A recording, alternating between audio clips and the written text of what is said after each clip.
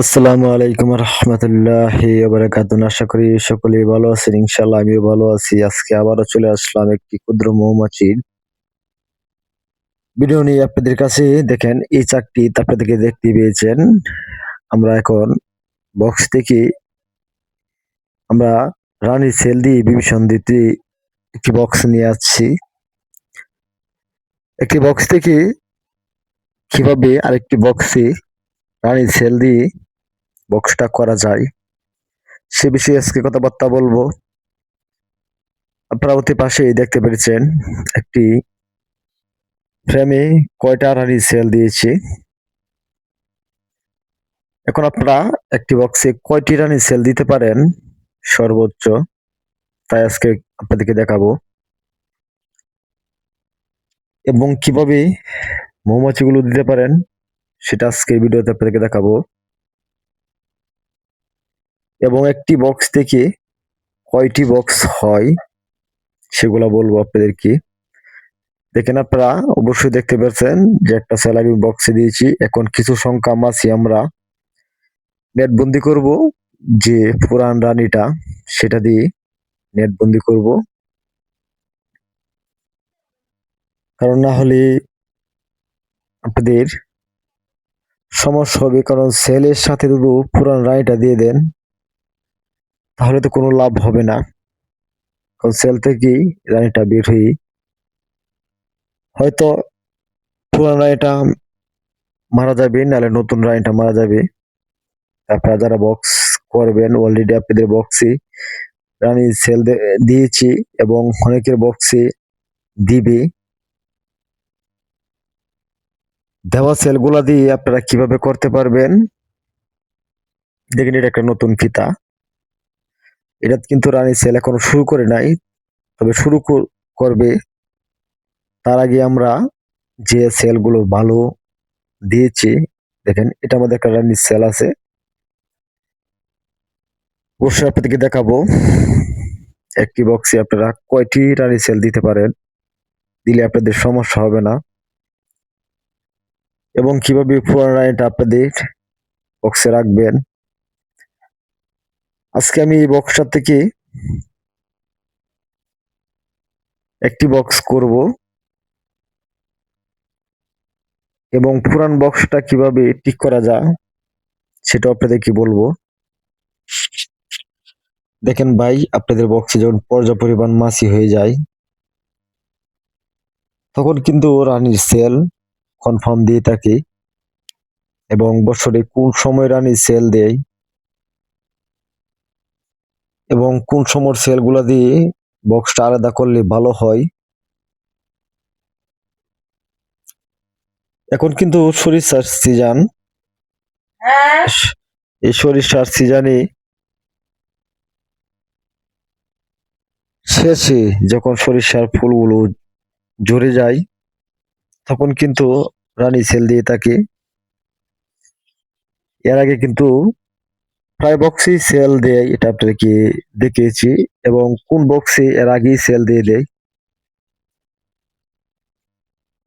সেটা আপনাদেরকে অন্য এক ভিডিওতে আলোচনা করব। দেখেন আমরা আস্তে আস্তে ফ্রেমগুলো বিয়ে করতেছি এবং রাইনটা দেখার চেষ্টা করতেছি এবং কিছু সংখ্যা মাছি নেটবন্দি করতেছি। যে ভাই নেট বন্দি কেন করতেছেন, কারণ নেট বন্দি যদি না করি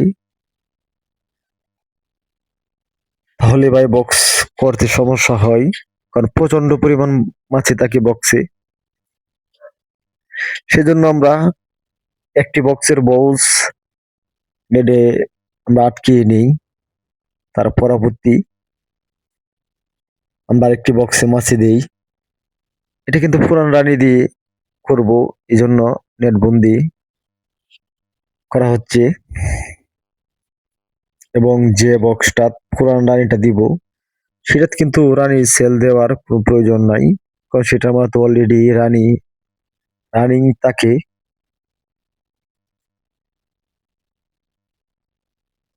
এখন আপনারা একটি ভিডিও দেখেই আপনারা এই কাজগুলো শিখতে পারবেন, তবে ভিডিওটা অবশ্যই ধৈর্য সহকারে দেখতে হবে বক্সটি আলাদা করার পরে কতদিন পরে আপনাদের রানিটা কাজ করবে পরবর্তী আপনাদেরকে জানিয়ে দেওয়া হবে অন্য ভিডিওতে।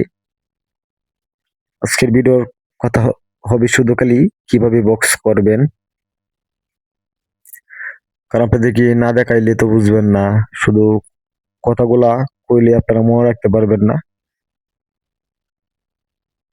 দেখেন এটা কিন্তু পুরুষ মাছির সেল, এটার মধ্যে শুধু যে রানী মৌমাছির সেল এবং পুরুষ মৌমাছির সেল সেটা কিন্তু পাশাপাশি দিয়ে থাকে। কারণ রানীটা জন্ম হওয়ার পরে দিয়ে কিন্তু কিছুদিন পরে পুরুষ মাছির প্রয়োজন হয়। কতদিন পরে পুরুষ মাছির প্রয়োজন হয় সেটা আপনাদেরকে অবশ্যই বলবো।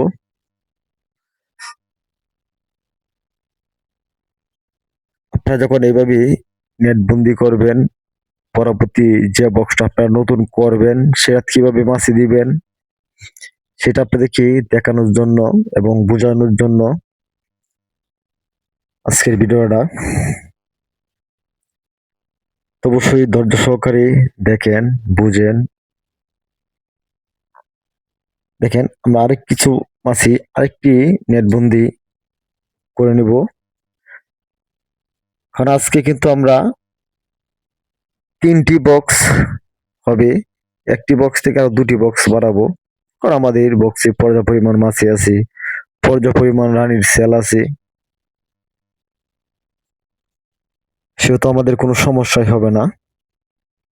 এখন আমরা নতুন যে বক্সটা সেটার মধ্যে কিন্তু মাছি দেওয়া শুরু করব। অবশ্যই ধৈর্য সহকারে ভিডিওটা দেখেন, মনোযোগ দিয়ে দেখেন, এবং ভালো লেগে থাকলে অবশ্যই চ্যানেলটি সাবস্ক্রাইব করে আমাদের সাথে থাকুন পরবর্তী ভিডিও দেখার জন্য। কারণ পরবর্তী ভিডিও না দেখলে কিন্তু দেখেন এটা আমাদের রানীর সেল 2টা 3টা,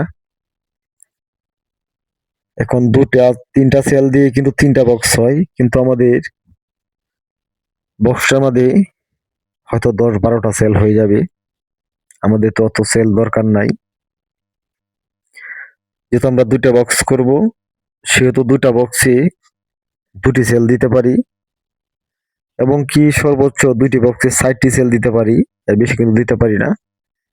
এবং হয়তো পুরান রানীটার সাথে আমি একটা সেল দিতে পারি। দেখেন এই যে একটা সেল দিলাম এটার মধ্যে, পরবর্তী দেখেন এই ফ্রেমটাতে কিন্তু সেল আছে 2টি, দেখেন এটি বিশাল বড় বড় সেল। এখান থেকে একটি সেল রাখবো, যে সেলটা মোটা সেটা রাখবো, আর যে চিকন সেলটা এটা কিন্তু ভেঙে দিব। দেখেন ভেঙে দিলাম, এই যে ভেঙে দিলাম। এই সেলটা থেকে মাছিটা রানীটা হয়তো 4 থেকে 5 দিনের ভিতরে বের হয়ে আসবে। এবং আরেকটা সেল যেটা আপনাদেরকে দেখাইছে আগে, সেটা সেলটার থেকে মাছিটা কিন্তু 10-12 দিন সময় লেগে যাবে। সেহেতু যদি এই সেলটার থেকে রানীটা ভালো হয়ে যায় তাহলে অন্য সেলটা এমনি নষ্ট করে দিবে, আর না হলে আমরাই নষ্ট করে দিব। এখন দেখেন কিভাবে মাছগুলা দিই বক্সে, এই যে দেখেন যখন ফ্রেম দেওয়া থাকে রানী সেল থাকে, এভাবে মাছে কিন্তু দিলে মাছিটা চলে যাবে না, মাছিটা থাকবে। কারণ এইভাবে যখন জাকি দিয়ে বক্সের ভিতর দিবেন সে কিন্তু ফ্রেমে উঠে যাবে। দেখেন আমাকে একটা আঘাত করে নিয়েছে, যাই হোক সমস্যা নাই।